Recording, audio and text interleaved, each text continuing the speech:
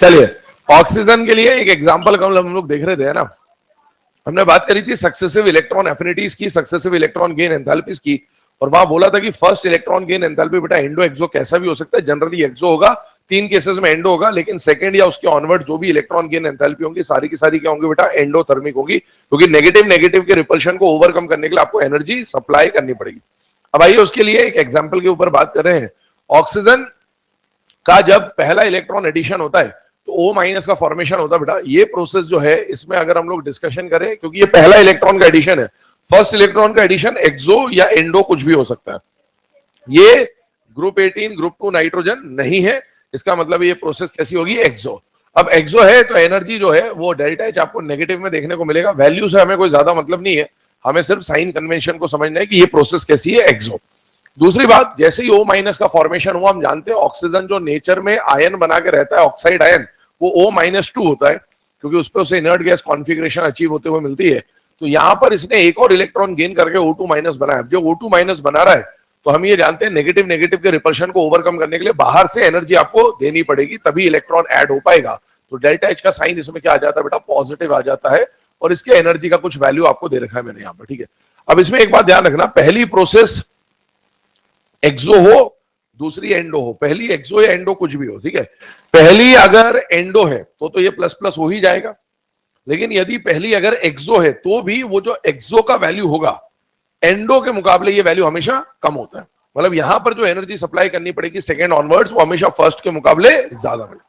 तो इससे हुआ क्या कि जब आप दोनों इक्वेशन को ऐड करते हैं बेटा, है ना, तो ये O माइनस और O माइनस रिएक्टेंट साइड और प्रोडक्ट साइड है, कैंसिल आउट हो जाएंगे। तो इक्वेशन कुछ इस तरह से बनेगी, ऑक्सीजन में ये जो 2 इलेक्ट्रॉन ऐड करे आपने डायरेक्टली, और इससे फॉर्मेशन किया किसका बेटा, O2 माइनस का। देखो दोनों इक्वेशन में हेस लॉ, नाम सुना कभी?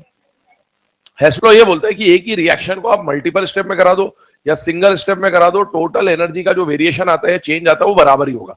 तो आपने जिस इक्वेशन को 2 स्टेप में कराया, उसको अगर आप एक स्टेप में कराते तो भी टोटल जो चेंज इन एनर्जी वो बराबर ही होने वाला है। तो अगर मैं इसको लिखूं डेल्टा एच, जब हमने इन दोनों को ऐड किया तो ऑब्वियसली इनको भी ऐड करेंगे, प्लस माइनस माइनस हो जाएगा, साइन बड़े नंबर का आ जाएगा और आंसर आएगा 603 किलो जूल पर मोल। यहां पर ये जो प्लस है हमें इससे मतलब है, और ये प्लस क्या बता रहा है कि हमारा जो इक्वेशन अभी बना है या जो प्रोसेस अभी बना है वो कैसा होगा, एंडो। अब इससे एक मतलब हमें समझना, वो क्या है, पहले इलेक्ट्रॉन का एडिशन। पहले इलेक्ट्रॉन का एडिशन में जब भी बोल रहा हूं मैं न्यूट्रल एटम के बारे में बात कर रहा हूं, मैं कल से ये बात आपको समझा रहा हूं, ठीक है ना। मतलब जब भी मोनो नेगेटिव एनायन का फॉर्मेशन होगा, किसका फॉर्मेशन होगा, मोनो नेगेटिव एनायन, ठीक है ना। ये जो मोनो नेगेटिव एनायन का फॉर्मेशन है, ठीक है, ये मोनो नेगेटिव एनायन का फॉर्मेशन एंडो या एक्सो कुछ भी हो सकता है, लेकिन जब भी पॉली नेगेटिव एनायन का फॉर्मेशन होगा, किसका फॉर्मेशन होगा, पॉली नेगेटिव। अब ये पॉली नेगेटिव एनायन है, ये भी पॉली नेगेटिव एनायन है। पॉली नेगेटिव एनायन का फॉर्मेशन चाहे आपने एक इलेक्ट्रॉन ऐड करके किया हो, चाहे 2 या 2 से ज्यादा इलेक्ट्रॉन ऐड करके किया हो, प्रोडक्ट साइड में अगर पॉली नेगेटिव या पॉली चार्ज एनायन दिख रहा है, मतलब वो प्रोसेस डेफिनेटली एंडोथर्मिक होगी। मोनो नेगेटिव एनायन बन रहा है तो आपको सोचना पड़ेगा कि वो जनरल केस है या ग्रुप 18 ग्रुप 2 नाइट्रोजन वाला केस है, लेकिन अगर पॉली नेगेटिव एनायन बना है तो डेफिनेटली वो कैसा होगा बेटा, एंडोथर्मिक होगा। तो ये दोनों एग्जाम्पल, मतलब ये जो लिखा हुआ एग्जाम्पल आपके सामने बहुत इंपॉर्टेंट एग्जाम्पल है। दूसरी बात, इसमें ये क्वेश्चन आया हुआ एग्जाम में ना, मैंने बोला भी था एनसीईआरटी में गिवन है, कई बार पूछा जा चुका है। अब एक नोट हम लोग लिखेंगे, इधर ध्यान दीजिएगा। जैसे O2- क्या ये मोनो नेगेटिव एनायन है या पॉली नेगेटिव है बेटा, पॉली नेगेटिव। मतलब अब ये कैसे भी बनाओ, चाहे मैंने O- में 1 इलेक्ट्रॉन जोड़ा हो, चाहे मैंने O+ में 3 इलेक्ट्रॉन जोड़ा हो, चाहे मैंने O में 2 इलेक्ट्रॉन जोड़ा हो, प्रोडक्ट में अगर ये दिख रहा है तो मतलब ये प्रोसेस कैसी होगी बेटा, एंडो। इसके अलावा बताइए सल्फाइड आयन, क्या ये पॉली नेगेटिव है या नहीं बेटा, है। इसके अलावा अगर हम लोग बात करें nitride ion, phosphide ion, carbide ion, ये सारे के सारे आयन क्या है बेटा, mono negative anion, sorry poly negative anion है, और इनका फॉर्मेशन ऑलवेज एंडोथर्मिक होगा। तो ये हम लोग स्टेटमेंट के फॉर्म में लिखेंगे और ये एग्जांपल्स आपको बताएंगे। नोट करें, पहले नोट के बारे में बोल रहा हूं, लिखिएगा। फॉर्मेशन ऑफ, 2 मिनट में तो बेटा मैंने कितना सारा लिख दिया, 2 मिनट अब नहीं मिलेंगे, लिखो नोट, बाद में लिखते रहना, लिखा बोर्ड है ना। The formation of poly negative anion, the formation of poly-negative anion is always, the formation of poly-negative anion is always an endothermic process. The formation of poly-negative anion is always an endothermic process. ठीक है, option examples आपके सामने लिखे हुए हैं, O2- S2- N3- P3- C4-, ये सारे poly negative anion या पॉलीचार्ज्ड एनायन भी बोल सकते हैं हम इन्हें। और इन सब का फॉर्मेशन हमेशा कैसा होगा बेटा, एंडोथर्मिक होने वाला है। नोट करें सिर्फ फटाफट। तो आज फंडे और कल संडे है ना, है मंडे को न्यू ईयर क्या की छुट्टी, मंडे से कोई मतलब नहीं, न्यू ईयर से। वो तो संडे को पड़ गया, अच्छी बात है, ठीक है, सेलिब्रेट कर लेना आराम से। कितने लोगों ने तैयारी कर रखी न्यू ईयर सेलिब्रेशन की? करनी है? वो क्या होता है? हमारे जीवन में तो न्यू ईयर नाम की चीज ही नहीं रही है ना। पोस्टल वाले कई तो ठीक ठाक होते, करवा देते सेलिब्रेशन, कई है। चलो, फैक्टर्स अफेक्टिंग ईए के बारे में बात कर रहे हैं। देखिए है ना, हम लोगों ने 6 टाइप के क्वेश्चंस के बारे में बात करी। अभी ये जो हमने एंडो एक्सो पढ़ा, ये तो ठीक है, ये फर्स्ट टाइप का क्वेश्चन फ्रेम हो सकता है कि भाई कौन सा प्रोसेस एंडो होगा, कौन सा प्रोसेस एक्सो होगा। लेकिन जेड इफेक्टिव हो, रेडियस हो, आईई हो, ईए हो या इसके बाद ईए हो, मैंने बोला था ऑर्डर बनाने के 6 टाइप के क्वेश्चन आपसे पूछे जा सकते हैं। उन 6 टाइप के क्वेश्चन में पहला टाइप क्या होता है बेटा, इना पीरियड, दूसरा होगा इना ग्रुप, तीसरा होगा iso electronic and different species of same element. वो 4 केसेस हमने हमेशा फैक्टर्स में कवर करने की कोशिश करी है। और 2 एडजेसेंट पीरियड, 2 एडजेसेंट ग्रुप और रैंडम वाला जो केस है उसको हमने हमेशा केस में सॉल्व किया बेटा क्वेश्चंस के फॉर्म में, ठीक है। तो वही पैटर्न यहां भी फॉलो करेंगे।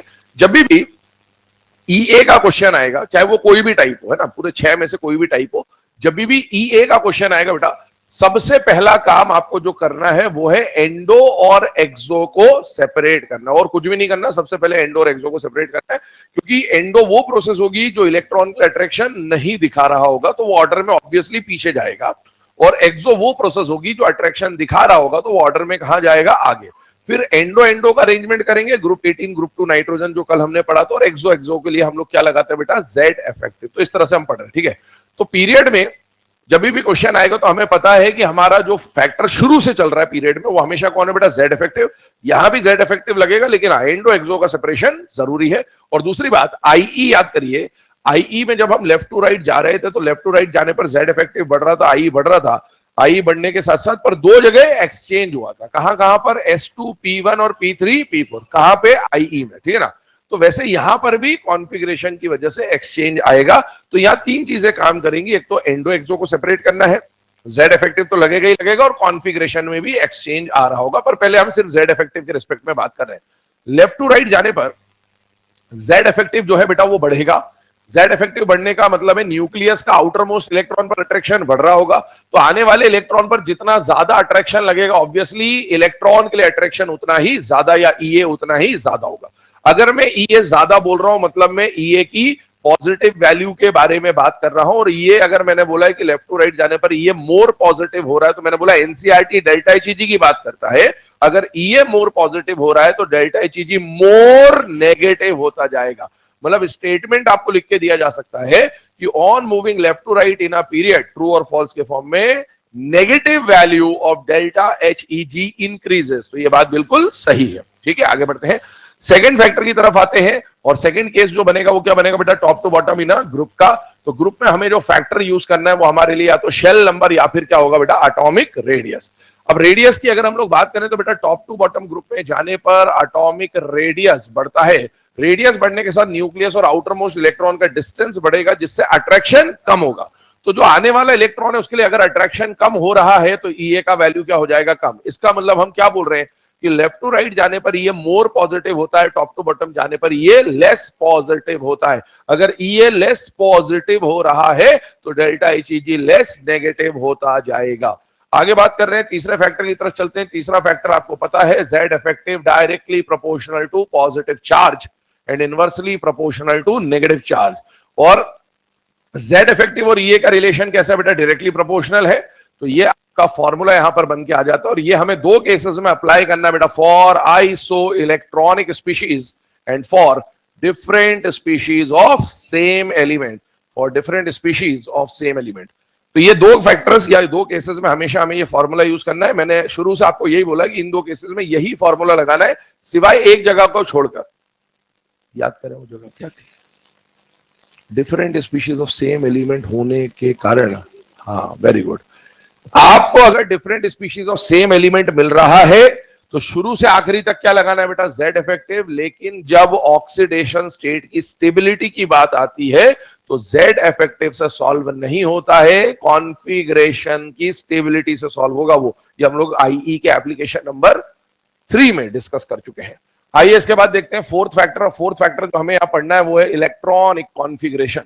अब इलेक्ट्रॉनिक कॉन्फ़िगरेशन की बात करें तो यहां पर भी बेटा आईई की तरह दो जगह एक्सचेंज होगा, और वो दो जगह एक्सचेंज कहां कहां पर होगा, वहां पर P3 P4 में एक्सचेंज होता था, यहां पर P2 P3 में एक्सचेंज होगा, और वहां S2 P1 में एक्सचेंज होता था, और यहां पर S1 P1 में एक्सचेंज होगा। थोड़ा सा इसको समझने की कोशिश करेंगे ऐसा क्यों हो रहा है। देखिए वहां पर P3 का एक्सचेंज किसके साथ होता था बेटा, P4। क्यों, क्योंकि वहां पर आप इलेक्ट्रॉन निकालने वाले थे और यहां पर आप इलेक्ट्रॉन ऐड करने वाले। तो उसमें होता क्या था, ध्यान समझिएगा, P3 स्टेबल था और P4 से जब इलेक्ट्रॉन निकलता तो ये स्टेबल होता। तो पहले जो स्टेबल है और प्रोसेस के बाद कौन स्टेबल होने वाला है, उन दोनों का कंपैरिजन होता था। यहां पर ये स्टेबल है लेकिन अब इलेक्ट्रॉन जोड़ने वाले हो, तो जोड़ने के बाद P4 थोड़ी स्टेबल बनेगा, स्टेबल कौन बनेगा, P2। तो आप P2 को P3 बनाओगे और P3 को P4 बनाओगे, तो हो क्या रहा है कि यहां पर P3 P4 में एक्सचेंज नहीं होगा, यहां पर P2 P3 में एक्सचेंज होगा, क्योंकि इलेक्ट्रॉन जुड़ने के बाद ये स्टेबल बन जाएगा और ये अनस्टेबल। कोई भी चीज अनस्टेबल होना नहीं चाहेगी, मतलब ये इलेक्ट्रॉन के एडिशन को रेजिस्ट करेगा, इलेक्ट्रॉन को ऐड नहीं होने देगा। जबकि इसको स्टेबिलिटी मिल रही है, तुरंत इलेक्ट्रॉन को अट्रैक्ट करेगा, ऐड करेगा। और इसीलिए दोनों में से पहले इलेक्ट्रॉन का अट्रैक्शन या एडिशन कौन दिखाएगा बेटा, P2, और जो पहले दिखाएगा उसका EA क्या हो जाएगा, ज्यादा। वैसे तो लेफ्ट टू राइट P3 का EA ज्यादा होना चाहिए था, लेकिन एक्सचेंज होने की वजह से P3 P4 नहीं, यहां पर एक्सचेंज किसका होगा, P2 और P3 का। अब देखो P2 की बात करें अगर हम, तो ये P ब्लॉक का सेकेंड ग्रुप है, मतलब ग्रुप नंबर 13 के बाद ग्रुप नंबर 14, और ये P ब्लॉक का थर्ड ग्रुप है, मतलब ग्रुप नंबर 15। और हमें यहां पर सेकेंड पीरियड और थर्ड पीरियड के बारे में ही डिस्कशन करना है, क्योंकि मैंने कल भी आपको बोला था D block F block NCERT ने नहीं दे रखा, तो फोर्थ पीरियड का क्वेश्चन कभी पूछेगा नहीं। इवन थर्ड पीरियड भी एनसीईआरटी ने नहीं दे रखा है। आएगा क्वेश्चन अगर पीरियड वाइज तो सेकंड का ही आएगा। खैर, पर फिर भी हम सेकंड और थर्ड की प्रैक्टिस कर लेंगे। यहाँ आएगा कार्बन, यहाँ आएगा सिलिकॉन, यहाँ आएगा नाइट्रोजन, यहाँ आएगा फास्फोरस। मुझे बताइए क्या इन दोनों का कॉन्फ़िगरेशन P2 है या नहीं है बेटा, है। और इन दोनों का कॉन्फ़िगरेशन P3 है। P2 P3 में वैसे तो P3 का EA ज्यादा होना चाहिए था, लेकिन एक्सचेंज की वजह से P2 का EA ज्यादा और P3 का EA कम। आगे बढ़ते हैं सेकेंड फैक्टर की तरफ।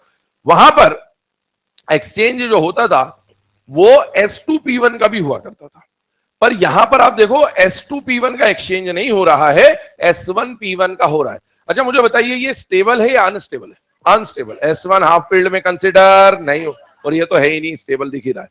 अब मुझे बताइए इसमें सर एक बात बताइए, वहां पर तो आप एडजेसेंट एडजेसेंट चिल्लाया करते थे कि S2 के साथ P1 या जस्ट बाद वाला, यहां पर तो सर S2 है ही नहीं। आप एडजेसेंट ले, हाँ S2 इज एंडो, पूरा ग्रुप 2 एंडो है, तो एंडो है तो उसके लिए हम कंपैरिजन कर ही नहीं सकते, वो तो अट्रैक्शन दिखा ही नहीं रहा है। जो खुद ब खुद अट्रैक्शन दिखाते हैं ना बेटा, हम उनके बारे में यहां पर डिस्कशन कर रहे हैं, और उसमें S और P आ रहा है। याद करिए जब हमने S2 P1 को समझा था आईई में, तो वहां पर जो फैक्टर लिखा है तो वो पेनिट्रेशन पावर था। कौन सा फैक्टर था, पेनिट्रेशन। अब देखो P और P का सबशेल तो सेम है, P सबशेल, लेकिन यहां सबशेल बदल रहे हैं, एक S सबशेल है और एक P सबशेल है। तो इसको पेनिट्रेशन पावर से समझा जाएगा। क्या S न्यूक्लियस के ज्यादा क्लोज और P न्यूक्लियस से दूर होता है बेटा, हाँ। इसीलिए S इलेक्ट्रॉन के लिए ज्यादा अट्रैक्शन दिखाएगा एज कंपेयर टू P। या फिर ऐसा समझे कि अभी तो दोनों अनस्टेबल है, लेकिन एक एक इलेक्ट्रॉन आने पर ये बन जाएगा S2 और ये बन जाएगा P2, तो इसको क्या मिल जाएगी, स्टेबिलिटी। इसको कोई फर्क नहीं पड़ रहा, जब पहले भी अनस्टेबल बाद में भी अनस्टेबल, तो इसको इलेक्ट्रॉन जल्दी आए बाद आए कोई फर्क नहीं पड़ता, लेकिन इसको स्टेबिलिटी अचीव करने के लिए इलेक्ट्रॉन को जल्दी अट्रैक्ट करने की टेंडेंसी होगी, और इसीलिए यहां पर S1 और P1 में ज्यादा EA किसका हो जाएगा बेटा, S1 का। अब इसमें अगर एग्जांपल की बात करें हम, तो वही बात है, सेकेंड पीरियड और थर्ड पीरियड पे डिस्कशन करेंगे हम केवल। और S1 का मतलब है S ब्लॉक का group number 1, that is group 1, और P1 का मतलब है P ब्लॉक का फर्स्ट ग्रुप, इसका मतलब है ग्रुप नंबर 13 की बात चल रही है बेटे। लिथियम, सोडियम, बोरॉन, एल्यूमिनियम, कायदे से तो लेफ्ट टू राइट इनका EA ज्यादा होना चाहिए था, बट S1 P1 में एक्सचेंज की वजह से S1 का EA आपको क्या देखने को मिलेगा, ज्यादा। नोट करें से, आगे बढ़ते हैं। एक और फैक्टर है पांचवा, चले बेटा ना। अब ये शुरू के जो 4 फैक्टर्स हैं इनको समझने के बाद आते हैं फिफ्थ फैक्टर पे। अब ध्यान सुनना है ना, ये फिफ्थ फैक्टर सबसे इंपॉर्टेंट फैक्टर है। मैंने आपको बोला left to right in a period, जब भी क्वेश्चन आएगा यहाँ fourth fifth six seventh period की बात नहीं होगी या सेकंड और थर्ड पीरियड की बात होगी, स्पेशली सेकंड पीरियड से ही क्वेश्चन आएगा क्योंकि एनसीईआरटी वही मेंशन करता है। जब हम ग्रुप की बात करेंगे तो ग्रुप में एनसीईआरटी जिन ग्रुप्स को मेंशन करता है वो है group number 1, group number 16, group number 17 और ग्रुप नंबर 18। ये 4 ग्रुप की वैल्यू दे रखी है एनसीईआरटी ने, कल मैंने वो टेलीग्राम पे भेजा भी था, ये वैल्यूज जो है आप देखेंगे उसको डेटा को। ग्रुप नंबर 1, ग्रुप नंबर 16, 17, 18, ये 4 ग्रुप एनसीईआरटी ने दे रखे केवल ईए में, है ना, ग्रुप वाइज। तो अब क्वेश्चन जब आएगा ना तो उसी में से आएगा, तो ग्रुप 16, 17, 18 या फिर ग्रुप नंबर 1 का आएगा, बट ठीक है अपन एक प्रैक्टिस कर रहे हैं। और ये जो पॉइंट मैं आपको बता रहा हूं ये एप्लीकेबल सिर्फ और सिर्फ कहां पर होगा बेटा, पी ब्लॉक में। याद करिए, जैसे हम लोगों ने पी ब्लॉक में 2 एडजेसेंट पीरियड, 2 एडजेसेंट ग्रुप है, रेडियस, आईई, इन सब की बात करी थी, ये वैसा कुछ फैक्टर आपको देखने वाला है। सबसे पहली बात, डाउन द ग्रुप जाने पर सेकंड नंबर का फैक्टर देखिए, डाउन द ग्रुप जाने पर ईए का वैल्यू क्या होना चाहिए बेटा, डिक्रीज होना चाहिए, ठीक है। तो जब हम ऐसा लिख रहे हैं कि फ्लोरीन है, क्लोरीन है, ब्रोमीन है, आयोडीन है, तो ये हम डाउन द ग्रुप जा रहे हैं, और डाउन द ग्रुप जाने पर ये डिक्रीज होना चाहिए था। लेकिन एक्सेप्शनली ऐसा देखा गया है कि फ्लोरीन और क्लोरीन में से क्लोरीन का ईए क्या है, ज्यादा। इसका मतलब हम ये बोल रहे हैं कि जब ईए का ऑर्डर आप बना रहे होंगे तो वैसे तो down the group EA decrease होगा, लेकिन किसी भी ग्रुप के सेकंड पीरियड और थर्ड पीरियड का जो एलिमेंट होगा, सेकंड पीरियड और थर्ड पीरियड का जो एलिमेंट होगा, talking about P block, S block की बात नहीं कर रहा हूं, ठीक है ना। तो पी ब्लॉक में डाउन द ग्रुप जाने पर सेकंड पीरियड और थर्ड पीरियड के एलिमेंट का ईए डिक्रीज नहीं होगा बल्कि इंक्रीज होगा। अब ये क्यों होता है उसका रीजन हमें समझना, बाकी नीचे जाने पर तो नॉर्मल ट्रेंड है, डिक्रीज ही होगा। तो ये जो चेंज आया है सेकंड और थर्ड पीरियड के एलिमेंट का, ये क्यों होता है उसका रीजन हमें समझना। और एनसीईआरटी पूरा एक पैराग्राफ लिखता बेटा इस बारे में, है ना। और उसने जो एक्सप्लेन किया है वो fluorine, chlorine, oxygen, sulphur, nitrogen, phosphorus में से किसको एक्सप्लेन किया है बेटा, फ्लोरीन और क्लोरीन को। तो हम उसी टर्म्स में समझ रहे हैं, और क्वेश्चन भी इसीलिए ध्यान सुनना, 4 ग्रुप दे तो रखें, लेकिन जब भी पूरा ग्रुप पूछता है ना तो आप देखोगे मोस्ट ऑफ द टाइम वो ग्रुप 17 ही पूछेगा, क्योंकि एक्सप्लेन उसी ने मतलब जो कर रखा है वो फ्लोरीन और क्लोरीन को ही कर रखा है, ठीक है। अब आइए इस पे बात करते हैं। सबसे पहली बात, ऐसा होता क्यों है उसका रीजन समझने की कोशिश करते हैं। फ्लोरीन जो है बेटा ये सेकंड पीरियड का एलिमेंट है, और इसका एटॉमिक नंबर कितना है बेटा, 9। मतलब इसका कॉन्फिगरेशन जब आप लिखोगे तो 2,7 आएगा। मतलब इसमें कितने शेल है, 2। सेकंड पीरियड है मतलब 2 शेल होंगे ऑब्वियस। क्लोरीन की अगर हम बात करें तो क्लोरीन का एटॉमिक नंबर है 17, और ये थर्ड पीरियड का एलिमेंट होगा, इसका कॉन्फिगरेशन बनेगा 287, 1s2, 2s2, 2p6, 3s2, 3p5, ये बन गया इसका। अब देखो ये फ्लोरीन है, ये इलेक्ट्रॉन अट्रैक्ट करना चाहता है, भाई इसके सेंटर में जो न्यूक्लियस बैठा हुआ है वो इलेक्ट्रॉन अट्रैक्ट करेगा, और क्लोरीन के भी सेंटर में जो न्यूक्लियस बैठा हुआ है वो इलेक्ट्रॉन अट्रैक्ट करेगा। बट प्रॉब्लम ये है कि ये फ्लोरीन का न्यूक्लियस तो आपने बनाया, ये पहला शेल तो बनाया, ये दूसरा शेल तो बनाया, क्या दूसरे शेल में ऑलरेडी यहां पर 7 इलेक्ट्रॉन बैठे हुए हैं या नहीं बैठे हुए बेटा, बैठे हुए। अच्छा मुझे बताइए 2 शेल है और यहां पर कितने शेल है, 3। तो ये क्लोरीन का न्यूक्लियस बनाया, क्लोरीन का फर्स्ट शेल बनाया, क्लोरीन का सेकंड शेल बनाया, और ये क्लोरीन का थर्ड शेल बनाया। फर्स्ट शेल में 2 ही इलेक्ट्रॉन आ सकते हैं क्योंकि फर्स्ट में केवल एस होता है। सेकेंड शेल में 2 सब शेल होंगे, एस और पी, 8 ही आ सकते हैं। 8 में से 7 ऑलरेडी आ चुके हैं, एक की जगह है अभी, ठीक है ना, और वही इलेक्ट्रॉन ये गेन करने की कोशिश करेगा। यहां पर जो इलेक्ट्रॉन ऐड होगा वो थर्ड में ऐड होगा, थर्ड में स्पेस 18 का होता है, एसपीडी 18 का स्पेस होता है, और 18 में से अभी कितने आए हुए हैं, 7। इसका मतलब है कि यहां पर जब हम देखेंगे तो ये इलेक्ट्रॉन क्लोजली पैक्ड होंगे, क्योंकि 8 में से 7 ऑलरेडी आ चुके, बहुत क्लोज होंगे, और 18 में से 7 आ चुके, मतलब इनके बीच में डिस्टेंस बहुत ज्यादा होगा। तो अब होगा क्या कि डाउन द ग्रुप आप जा रहे हो, आप बोल रहे हो कि शेल नंबर बढ़ने के साथ अट्रैक्शन कम होता है, मान लिया अट्रैक्शन कम होता है, तो इसने इलेक्ट्रॉन को जल्दी बुला लिया होगा, इसका अट्रैक्शन ज्यादा और नीचे वाले का अट्रैक्शन कम, तो उसने इलेक्ट्रॉन को बाद में बुलाया होगा। इसने इलेक्ट्रॉन बुलाया ऐसे घूमते फिरते, और इसने तुरंत इलेक्ट्रॉन को बुला लिया, बुला आ फटाफट, ठीक। लेकिन इलेक्ट्रॉन एंटर नहीं हो पाएगा। क्यों एंटर नहीं हो पाएगा, क्योंकि इलेक्ट्रॉन को एंटर होने के लिए इनको पहले आपस में पास आना पड़ेगा। अरे हाँ, पहले से इलेक्ट्रॉन के लिए जगह थोड़ी छोड़ के रखेगा। मान लो 1 इलेक्ट्रॉन होता है या 2 इलेक्ट्रॉन होता है तो ऐसा थोड़ी करते बेटा अपन कि किसी शेल में अगर 1 इलेक्ट्रॉन है तो यहां बना दिया, किसी शेल में अगर 2 इलेक्ट्रॉन है और 8 आ सकते हैं तो ऐसा थोड़ी बनाते हो। ऐसा तो पॉसिबल ही नहीं होगा कि बाकी जो 6 आने वाले उनके लिए पहले से जगह थोड़ी छोड़ के रखेगा। ये तो ऐसा होगा ना, जब दूसरा इलेक्ट्रॉन आया होगा तो मैक्सिमम डिस्टेंस पे आने की कोशिश करेगा ताकि इसके और उसके बीच का रिपल्शन कम हो। अब जब तीसरा इलेक्ट्रॉन आना होगा पहले तो इन दोनों को पास जाना पड़ेगा, तब जाके तो एडजस्टमेंट बैठेगा। तो ये क्या करेगा कि ये उठ के यहां जाएगा, तब जाके तीसरा इलेक्ट्रॉन यहां आएगा। अब चौथा आएगा तो इनको और पास जाना पड़ेगा, तब चौथा एंटर होगा, फिर पांचवा आएगा तो और पास जाएंगे। तो जब ये पहले से ही 8 में से 7 इलेक्ट्रॉन आ चुके हैं, मतलब ये पहले से क्लोज इनफ है, और उस वजह से जब अगला इलेक्ट्रॉन आएगा उसके लिए इनको बहुत ज्यादा पास जाना पड़ेगा, जो कि टाइम कंज्यूमिंग होगा। तो इलेक्ट्रॉन आ तो गया जल्दी से, लेकिन इलेक्ट्रॉन एंटर नहीं हो पा रहा, वो वेट कर रहा है कि भैया जगह बनाओ तब तो जाके मैं एंटर होऊंगा। और यहां पर आइए, यहां पर 18 इलेक्ट्रॉन आ सकते थे, आए कितने? 7। तो इनके लिए पास जाना कंपैरेटिवली आसान है, और इसीलिए इसने इलेक्ट्रॉन तो आराम से आ रहा है, उसका इलेक्ट्रॉन खड़ा हुआ दरवाजे पे, इसका इलेक्ट्रॉन आ रहा दूर से, बोले हाँ जगह बना लो, आ रहा हूं मैं, ठीक है। तो जैसे ही आएगा आराम से एंटर हो जाएगा। तो दोनों में से इलेक्ट्रॉन की एडिशन या एंट्री पहले फ्लोरीन और क्लोरीन में से कहां होती है बेटा? क्लोरीन में। और जहां इलेक्ट्रॉन जल्दी ऐड हो जाएगा उसी का ईए क्या कहा जाएगा? ज्यादा। और ये सारा खेल क्यों हो रहा है? क्योंकि सेकंड पीरियड के एलिमेंट का साइज छोटा और थर्ड पीरियड के एलिमेंट का साइज कंपैरेटिवली बड़ा। फोर्थ और फिफ्थ में ऐसा नहीं होगा। क्यों नहीं होगा? सर इसका तो साइज और बड़ा है। अरे बुलाना भी तो है, इसका अट्रैक्शन कम है, इसका तो इलेक्ट्रॉन यूं आ रहा है घूमते घूमते, आ रहा हूं ऐसे करके आए तो कैसे काम चले, है ना। तो ये आते ही बाद में है, टोटल प्रोसेस आने से ऐड होने तक की होती है, और उसमें आसानी से कहां पर ऐड हो जाता है बेटा? क्लोरीन में। ठीक। दूसरी बात सुनिए, मैंने आपको बोला ये पॉइंट एप्लीकेबल है सिर्फ पी ब्लॉक में, एस ब्लॉक में क्यों नहीं है? एस ब्लॉक में भी तो अगर मैं सेकंड पीरियड के एलिमेंट की बात करूं ग्रुप 1 में, तो लिथियम है और यहां सोडियम। तो लिथियम का साइज कंपैरेटिवली छोटा होगा, सोडियम का साइज कंपैरेटिवली बड़ा होगा, लेकिन क्या लिथियम का साइज आयोडीन से बड़ा होता है? अरे होता है, क्या नहीं होता है? होता है। कॉपी पलटिए, रेडियस निकालिए, अरे निकालो पहले, नींद में नहीं रहना है। रेडियस के क्वेश्चन निकालिए लास्ट में। हाँ, रेडियस के क्वेश्चन निकालिए, लास्ट में जाइए रेडियस के क्वेश्चंस में। 8-10 क्वेश्चन दिए होंगे सॉल्व करने में, पलटो। 6 नंबर मिला?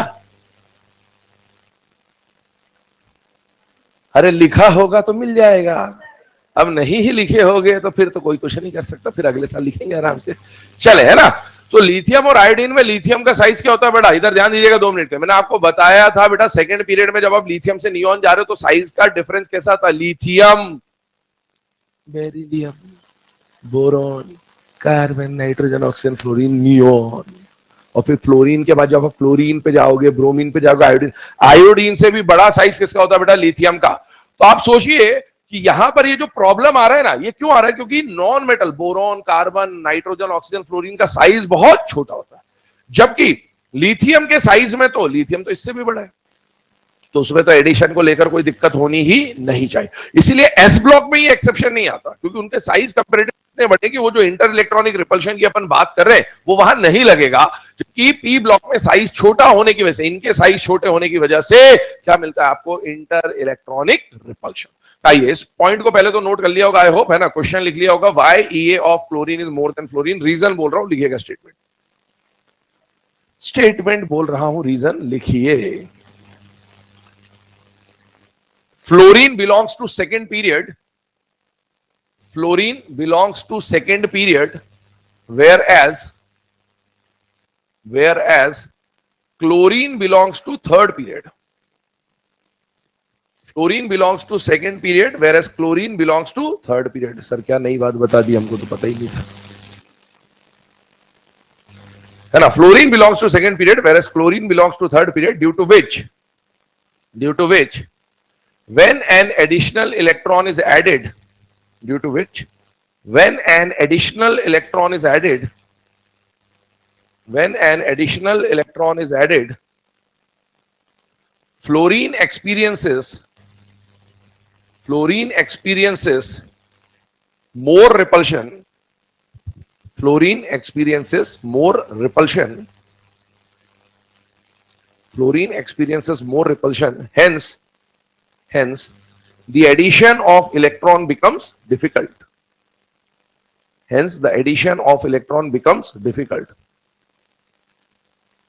Whereas in chlorine, hence the addition of electron becomes difficult, whereas in chlorine the electron gets added easily. Whereas in chlorine the electron gets added easily. ये जो मैंने आपको सेकंड पीरियड और थर्ड पीरियड के terms में बोला ना बेटा, एनसीईआरटी इसको पीरियड या शेल नंबर से समझाता है, एनसीईआरटी सबशेल से समझाता है. किससे समझाता है? सबशेल. ध्यान सुनिएगा ना, सबशेल कहने का मतलब क्या है. अब बताओ फ्लोरीन का कॉन्फ़िगरेशन क्या 2p5 होगा कि नहीं होगा बेटा? होगा. और क्लोरीन का कॉन्फ़िगरेशन क्या 3p5 होगा कि नहीं होगा बेटा? होगा. तो ये 2p5 है और वो 3p5 है. अब 2p5 का साइज छोटा होगा, p सबशेल कैसा बनेगा? ऐसा डंबल बनेगा. तो इसका डंबल छोटा होगा और उसका डंबल कंपैरेटिवली बड़ा होगा. तो इसीलिए यहां पर जो इलेक्ट्रॉन है उसकी डेंसिटी बहुत पास होगी. डेंसिटी पास होगी तो आने वाले इलेक्ट्रॉन पर ये ज्यादा रिपल्शन लगाएगा, जबकि उसमें डेंसिटी डिस्पर्स्ड होगी तो रिपल्शन कम लगेगा. कहने की बात वही है. अगर ऑप्शन में शेल नंबर से आंसर दे रखा हो तो शेल से टिक कर दीजिएगा, और अगर सबशेल से आंसर दे रखा हो तो सबशेल से टिक कर दीजिएगा. उसमें कोई प्रॉब्लम नहीं होनी चाहिए. बात है कि शेल के अंदर ही कहीं ना कहीं सबशेल होता है. अब यहां पर ध्यान देंगे सब लोग. नेक्स्ट पॉइंट की तरफ बढ़ रहे हैं हम लोग, है ना. अभी हम लोगों ने फैक्टर्स पढ़े बेटा, 5 फैक्टर्स पढ़े. उसके बाद अब हम ट्रेंड्स के ऊपर आ रहे हैं. 6 टाइप के जो क्वेश्चन है उनमें से पहले 4 टाइप के क्वेश्चन को हम यहाँ पर डिस्कस करने की कोशिश करेंगे. Left to right in a period, top to bottom in a group, isoelectronic और डिफरेंट स्पीशीज. ठीक है. सबसे पहले जब भी ईए का क्वेश्चन आएगा, चाहे कोई भी क्वेश्चन हो, पहला काम क्या करना है बेटा? एंडो और एक्सो को सेपरेट करना. ये आपको बाय डिफॉल्ट करना ही है ईए के क्वेश्चन में. और मैक्सिमम टाइम क्या होगा, जब आप इस प्रोसेस को लगाएंगे आपको 4 में से एक ऑप्शन मिल जाएगा. आपको पूरा सॉल्व भी नहीं करना पड़ेगा, क्योंकि 4 ऑप्शन जब वो देता है तो ऐसा देता है कि कई एक में एंडो पीछे होगा, बाकी सब में एंडो बीच में आगे दिया होगा. तो आप देखकर भी जज कर सकते हैं. ठीक है. आइए यहां पर देखते हैं. सेकंड पीरियड की बात कर रहे हैं, लिथियम से लेकर नियॉन आ रहा है. और थर्ड पीरियड की बात करें, सोडियम से लेकर आर्गन आ रहा है. तो पहले ईए के क्वेश्चन में आपको एंडो और एक्सो को सेपरेट करना है बेटा. एंडो कौन कौन होता है बेटा? ग्रुप 18, ग्रुप 2 और नाइट्रोजन. नाइट्रोजन के ग्रुप में सिर्फ नाइट्रोजन आएगा, बाकी स्पीशीज नहीं आएंगे. ये सारे के सारे क्या होगा बेटा? एंडो. अब अगर ये एंडो है, ये एंडो है और ये एंडो है, तो एंडो ऑर्डर में कहां चला जाएगा बेटा? पीछे. यहां पर भी देखिए, ये एंडो है और ये एंडो है, तो ये ऑर्डर में कहां चला जाएगा? पीछे. अब एंडो एंडो का ऑर्डर बनाना है. हम ऑर्डर किसका बना रहे बेटा? ईए की पॉजिटिव वैल्यू का. अगर ईए की पॉजिटिव वैल्यू का ऑर्डर बना रहा हूं, मतलब डेल्टा एचईजी की नेगेटिव वैल्यू का ऑर्डर बना रहा हूं. इधर ईए का पॉजिटिव इंक्रीज हो रहा है तो इधर डेल्टा एचईजी का नेगेटिव इंक्रीज हो रहा है. ये लेस नेगेटिव होगा वो मोर नेगेटिव होगा, ये लेस नेगेटिव होगा वो मोर नेगेटिव होगा in terms of delta HEG. अब देखो, तीनों में से कौन इलेक्ट्रॉन के लिए बिल्कुल भी अट्रैक्शन नहीं दिखाता? वो कौन होता है बेटा? Inert gas. कौन थोड़ा आसानी से अट्रैक्शन दिखाएगा? बेरिलियम. और कौन सबसे आसानी से अट्रैक्शन दिखाएगा? नाइट्रोजन. ये ऑलरेडी हम लोग डिस्कस कर चुके हैं. मुझे बताइए, ये एंडो वाला और ये एंडो वाला इलेक्ट्रॉन के लिए बिल्कुल अट्रैक्शन नहीं दिखा रहा, लेकिन दोनों में से कौन बिल्कुल भी अट्रैक्शन नहीं दिखाता? आर्गन. और उसके कंपैरिजन में थोड़ी बहुत ज्यादा अट्रैक्शन दिखाएगा. तो ये तो एंडो का ऑर्डर बना है. अब एंडो के बाद आगे जो भी एक्सो, वो सब इससे आगे रहेंगे, क्योंकि वो तो अट्रैक्शन दिखाएंगे. अब जो एक्सो है ना, उसके लिए आपको क्या लगाना है? Z effective. मतलब ये जो ब्लू वाले मैंने मार्क करे, अब इसे भूल जाइए.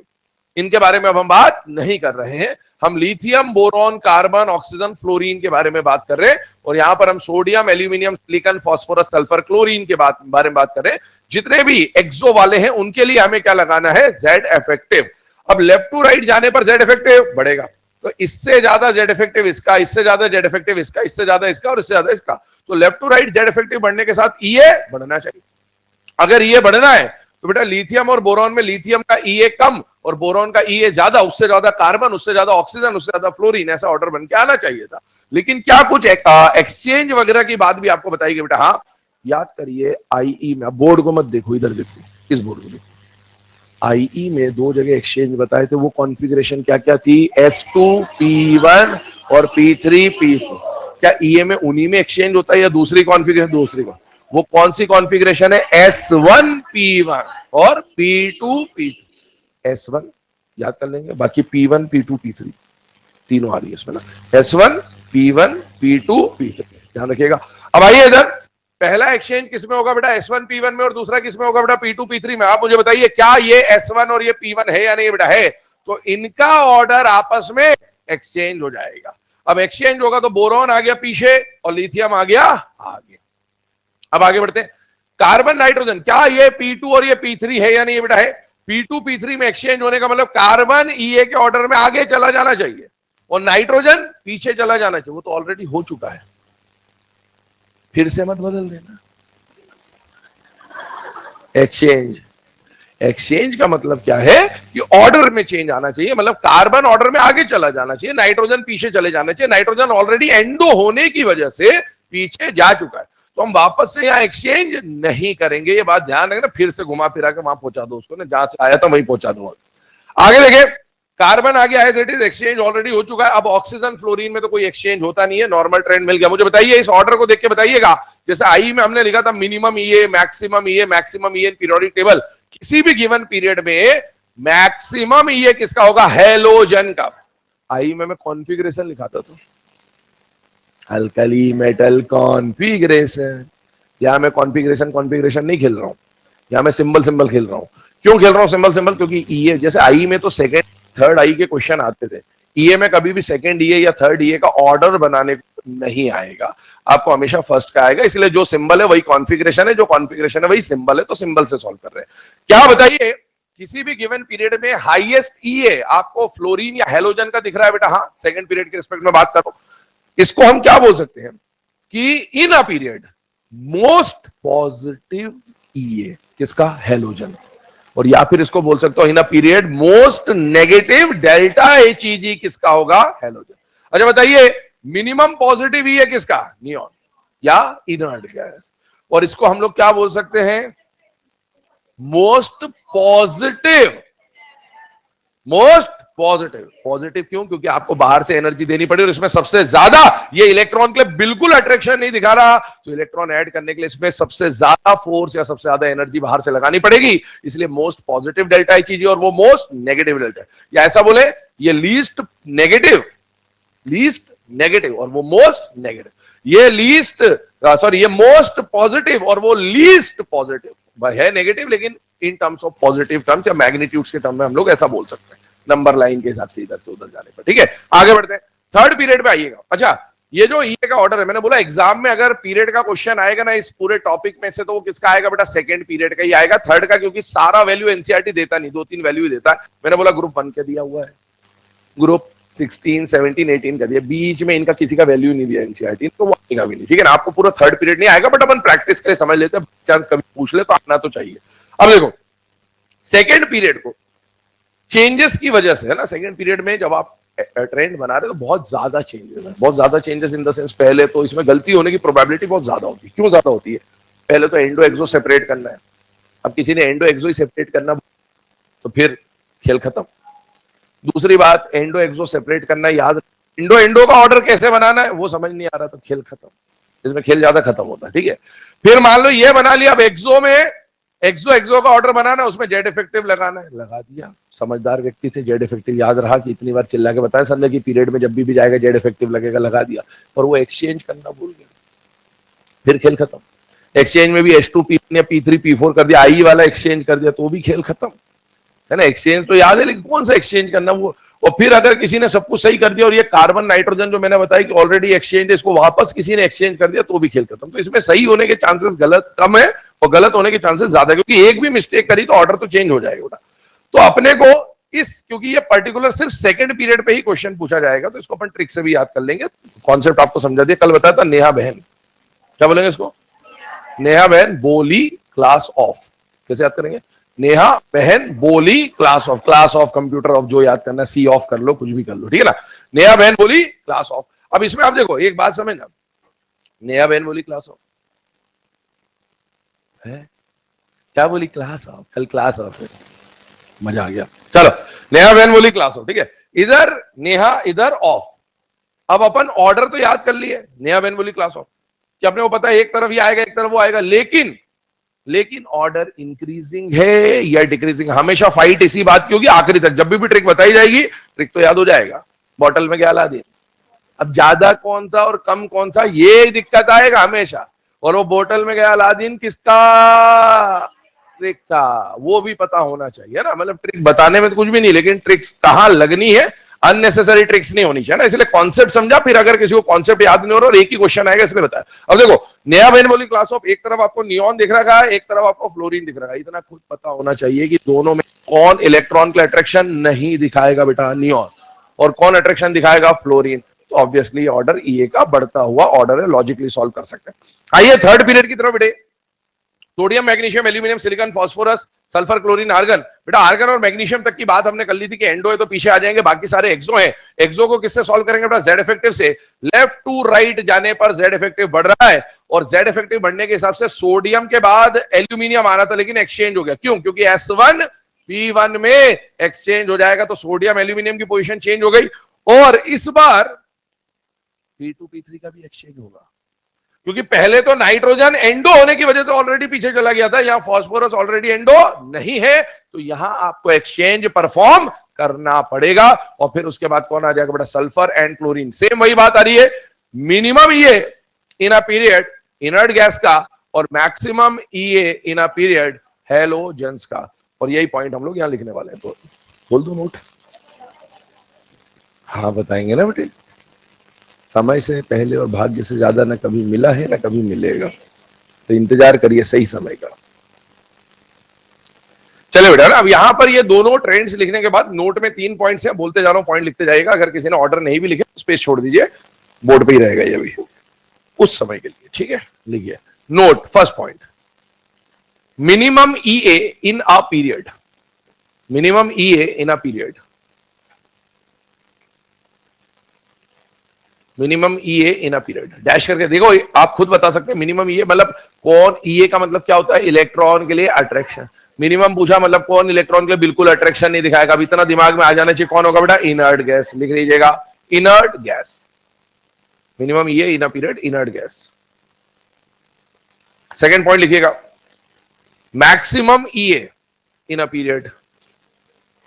क्यों होगा? क्योंकि left to right in a period जाने पर ईए बढ़ता है, तो बढ़ना के हिसाब से तो सबसे ज्यादा इनर्ट गैस का होना चाहिए था, बट वो अट्रैक्शन दिखाता ही नहीं है, तो उससे जस्ट पहले कौन आता है बेटा? हेलोजन। और दूसरी बात, हेलोजन इसलिए भी दिखाएगा बेटा, हेलोजन इनर्ट गैस कॉन्फ़िगरेशन के बिल्कुल नजदीक होता है। एक इलेक्ट्रॉन मिलते ही वो इनर्ट गैस बन जाएगा, उसको मैक्सिमम स्टेबिलिटी मिल जाएगी, इसलिए वो इलेक्ट्रॉन तुरंत अट्रैक्ट करेगा। तो सेकंड पॉइंट है maximum EA in a period, और आंसर है हेलोजन। अब थर्ड पॉइंट लिखिए, maximum EA in periodic table, maximum EA in a period, chlorine Cl। हाँ मैक्सिमम क्या बोला मैंने? पीरियोडिक टेबल ही बोला ना मैंने, कोई बात नहीं, sorry my mistake, I apologise. Maximum EA in periodic table, maximum EA in periodic table, chlorine Cl। Configuration भी लिख लीजिएगा क्लोरीन का, 3s2 3p5। कई बार क्या करता है, कॉन्फ़िगरेशन दे देता है डायरेक्टली, तो कॉन्फ़िगरेशन देकर भी अपने को पता होना चाहिए कि P5 कॉन्फ़िगरेशन हैलोजेंस को रिप्रेजेंट करता है, P6 कॉन्फ़िगरेशन इनर्ट गैसेस को रिप्रेजेंट कर रहा है, तो उस तरह से भी हम देख सकते हैं। चलिए आगे बढ़ते हैं। ये जो अभी हम लोग पीरियड के बारे में डिस्कशन किया, बट उसके बाद आते हैं बेटा ग्रुप के बारे में। और ग्रुप में मैंने आपको पहले बोला, एनसीईआरटी ने 4 ग्रुप के बारे में मेंशन कर रखा, वैल्यू दे रखा स्पेसिफिकली, ग्रुप 1, ग्रुप 16, 17 और ग्रुप नंबर 18। तो 18 पे थोड़ी देर के बाद आते हैं, क्योंकि वो तो सारे एंडो होंगे, उनको अलग से डिस्कस करते हैं। अभी देखो, इन ग्रुप की बात की जाए अगर, तो सबसे पहला पॉइंट ये आ रहा है कि हम लोग ग्रुप 1 के ट्रेंड देख रहे हैं। ग्रुप 1 में है लीना की रब से फरियाद पे चल रहे हैं, और डाउन द ग्रुप जाने पर अभी हमने फैक्टर लिखा था कि टॉप टू बॉटम जाने पर शेल नंबर या साइज बढ़ेगा तो ये कम होगा। अच्छा एक बात और बताइए, क्या रेडियस में जब हम डाउन द ग्रुप बात कर रहे थे, याद करिएगा, तो 2 तरह के ट्रेंड्स बताए थे, विद कॉन्ट्रैक्शन और विदाउट कॉन्ट्रैक्शन। आईई और रेडियस में जब कॉन्ट्रैक्शन लगता था तो कॉन्ट्रैक्शन की वजह से साइज पर इफेक्ट क्या आता था? साइज छोटा हो जाता था। आईई जब हमने पढ़ा तब भी हमने कॉन्ट्रैक्शन वाले ग्रुप पढ़े कि जहां जहां कॉन्ट्रैक्शन लगेगा वहां वहां आई बढ़ जाएगा। इसमें जो ग्रुप आपको दिखा रखे हैं एनसीईआरटी में, वो सारे विदाउट कॉन्ट्रैक्शन वाले ग्रुप है बेटा। 1, 16, 17, 8, मतलब एनसीईआरटी ईए के अंदर कॉन्ट्रैक्शन की बात करना ही नहीं चाहता है, इसीलिए आपको यहां नॉर्मल ट्रेंड्स देखने को मिलेंगे, ठीक है ना? डाउन द ग्रुप जा रहे हैं, लगातार रेडियस बढ़ेगा, और लगातार रेडियस बढ़ेगा तो लगातार ईए घटेगा, तो डाउन द ग्रुप जाने पर EA becomes less positive and delta HEG becomes less negative. Less के साथ लेस, मोर के साथ मोर, बस पॉजिटिव का नेगेटिव। आइए अब आते हैं ग्रुप 16, 17, 18 की तरफ। क्या 16, 17, 18 पी ब्लॉक के ग्रुप्स हैं बेटे? अभी थोड़ी देर पहले फैक्टर नंबर 5 आपको बताया गया था कि पी ब्लॉक के अंदर सेकेंड और थर्ड पीरियड में ईए का जो ऑर्डर है वो चेंज हो जाता है, बाकी पूरा ट्रेंड सेम रहता है। तो आइए उस पर बात करते हैं।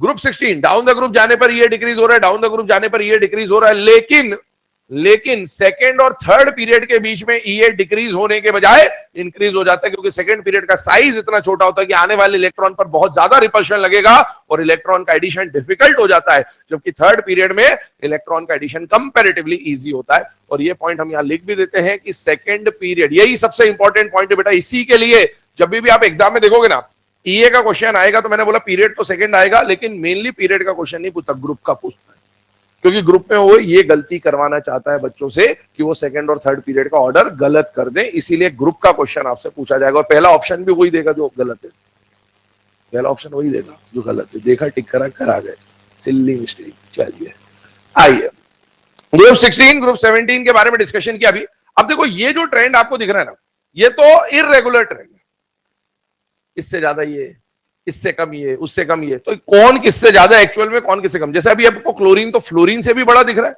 और क्लोरीन तो ब्रोमीन से भी बड़ा दिख रहा है, तो एक्चुअल में फ्लोरीन और ब्रोमीन में किसका ईए ज्यादा किसका ईए कम, वो एग्जैक्ट जो एनसीईआरटी वैल्यू देता है ना उससे हम लोग समझने की कोशिश कर रहे हैं। ध्यान से देखिएगा, यहां पर ग्रुप नंबर 17 और ग्रुप नंबर 16 दोनों के एग्जैक्ट ट्रेंड्स बनाने की कोशिश करें। देखो पहले नॉर्मल जो ट्रेंड होना चाहिए था वो बना रहा हूं, लिखना मत अभी।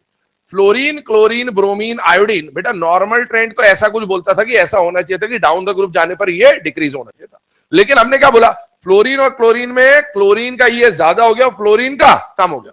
ठीक है, ये बात ठीक है कि क्लोरीन का ये ज्यादा हो गया और फ्लोरीन का ये कम हो गया, तो ठीक है, इतनी बात समझ ली कि सर ठीक, यहां पर आपने क्लोरीन का ये ज्यादा कर दिया, फ्लोरीन का कम कर दिया। फ्लोरीन का क्लोरीन से तो कम किया, लेकिन क्या वो सिर्फ क्लोरीन से कम हो गया या वो ब्रोमीन से भी कम हो गया या वो आयोडीन से भी कम हो गया, ये भी एक पॉइंट आ सकता है। ऐसा जरूरी नहीं कि हमने बोला, हमने तो बस ये देखा ना क्लोरीन से कम है। अब मान लो ये 400 है और ये 200 है, तो ये कम तो है, और मान लो ये 300 है और ये 250 है, तो ये तो सबसे ही कम होगा। तो ऐसा भी तो हो सकता था, क्लोरीन फ्लोरीन से तो कम है, लेकिन क्या फ्लोरीन की वैल्यू देखकर ये पता करने की कोशिश करेंगे क्या वो ब्रोमीन और आयोडीन से भी कम है। तो बेटा जब इसका ट्रेंड देखा गया तो फ्लोरीन की वैल्यू जो है वो सिर्फ क्लोरीन से कम मिली, वो ब्रोमीन या आयोडीन से कम नहीं मिली। पर वो पॉसिबिलिटी हो सकती थी या नहीं हो सकती थी, बेटा हो सकती थी। पर ये सारी बात जो अब हम कर रहे हैं कि ये यही क्यों मिला, वो वैल्यू बेस्ड बात हो रही है। ठीक है, ऐसे ही कहानी ऑक्सीजन, सल्फर, सेलेनियम और टेल्यूरियम पे नॉर्मल ट्रेंड ऐसा कुछ होना चाहिए था, लेकिन हमको यह पता चला कि सल्फर का ईए ऑक्सीजन से ज्यादा हो गया, या फिर ऐसा बोलूं कि ऑक्सीजन का ईए सल्फर से कम हो गया। लेकिन ऑक्सीजन का ईए जो कम हुआ वो कितना कम हुआ, वो सिर्फ सल्फर से हुआ या सेलेनियम से भी हो गया या टेल्यूरियम से भी होगा, ये समझने वाली बात है। और ये समझ में ऐसे नहीं आएगा, इसका कोई कॉन्सेप्ट नहीं है, तो वैल्यू से डिसाइड होगा बेटा। और जब वैल्यू से देखा गया तो ऑक्सीजन सल्फर से तो कम है, लेकिन बाकियों से भी कम है। और ये बहुत इंपॉर्टेंट पॉइंट है, ये वैल्यू एनसीईआरटी में जो दे रखी है उससे ये क्वेश्चन पूछा जा सकता है। यहां लिख रहा हूं minimum EA in its group, oxygen का ईए अपने ग्रुप में मिनिमम होता है। तो ध्यान रखना, फ्लोरीन क्लोरीन में तो बस आपस में इंटरचेंज हो रहा है, लेकिन ऑक्सीजन जो है वो आपस में तो इंटरचेंज हुआ ही हुआ, साथ में कहां पहुंच गया बेटा, मिनिमम वाली पोजीशन पे। अब एक और बात सुनिएगा, अभी इनमें मैंने यहां पर फिर कल बाहर आई दिखा, आंटी होती by chance, aunty radio active, लेकिन पूछेगा नहीं रेडियो एक्टिव, लेकिन फिर भी मान लो एस्टेटिन होता है, तो बताइए एस्टेटिन को कहां लगाते? अरे ऑक्सीजन में एस्टेटिन कहां लगाओगे? मैं आंटी की बात कर रहा, इसकी बात कर रहा था। सुबह सुबह मतलब ध्यान रखा करो थोड़ा ऐसे, आयोडीन के बाद, अरे हाँ आंटी यहां आएगी है ना। और अगर इसमें देखें तो ओल्ड स्टाइल से टी पोलोनियम, वो कहां आएगा? ऑक्सीजन से पहले या ऑक्सीजन के बाद? ऑक्सीजन के पहले या बाद? पहले या बाद? पहले। ऑक्सीजन मिनिमम, ऑक्सीजन मिनिमम है, इसलिए ऑक्सीजन के पहले कौन आएगा? पोलोनियम। क्या बात समझ में आ गई? पूछेगा नहीं, लेकिन पता होना चाहिए, ये पॉइंट इसलिए लिखाएगा आपको। ठीक है, अब आगे बढ़ते हैं। इसमें से सबसे ज्यादा इंपॉर्टेंट जो ट्रेंड है बेटा वो ग्रुप नंबर 17 है। मैं आपको फिर से बोल रहा हूं क्योंकि एनसीईआरटी ने वो जो पूरा पैराग्राफ लिखा है सेकंड और थर्ड पीरियड के ईए का, वो किसके लिए लिखा है? इधर देखिए, क्लोरीन और फ्लोरीन के लिए, इसलिए क्वेश्चन भी इसी का पूछे जाने की प्रोबेबिलिटी ज्यादा, बट इसकी वैल्यू दे तो रखी एनसीईआरटी ने, पूछा जा सकता है, पूछता भले 17 है। ठीक है, अब आगे बढ़ता हूं, ग्रुप 18 की तरफ चल रहा है। इधर देखिएगा, ग्रुप 18 जो है बेटे इनर्ट गैसेस की बात कर रहे हैं, तो इनर्ट गैसेस में हम लोग ईए टर्म का यूज नहीं कर रहे हैं अभी, हम डेल्टा आई चीजें समझ रहे हैं। क्यों? क्योंकि इनका सबका ईए तो 0 है।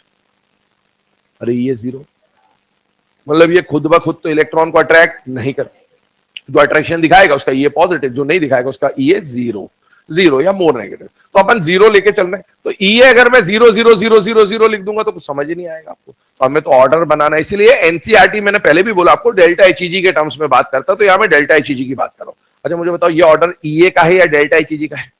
ये ऑर्डर किसका है? ईए का कि डेल्टा एचईजी का? ये ईए की पॉजिटिव वैल्यू का ऑर्डर है और डेल्टा एचईजी की नेगेटिव वैल्यू का ऑर्डर है। मतलब ये मोर नेगेटिव है और ये लेस नेगेटिव है।